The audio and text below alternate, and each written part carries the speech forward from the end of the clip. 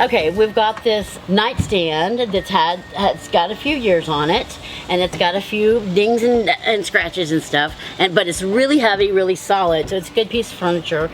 And Margie's gonna redo it for her son's bedroom.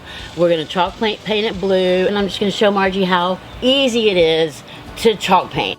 I'll show you what I'm gonna do. I'm just gonna start it, and you see how good the coverage is. Oh, yeah. I mean, look at that, look at that. It's already just, you wouldn't even think you would need a second coat. I mean, it just covers like a dream.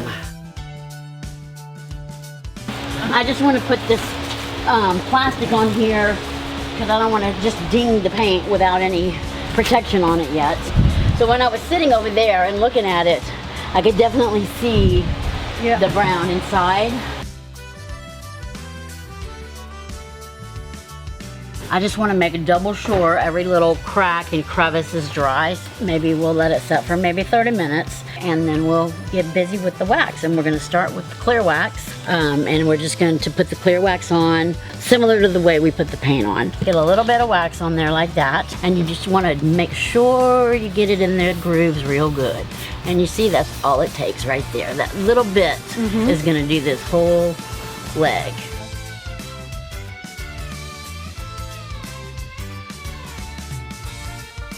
And we're going to use the Annie Sloan black wax, which will darken it a little bit more and give it more of a navy blue look. And then we're going to wipe it back on the big surfaces and leave more in the crevices. Okay.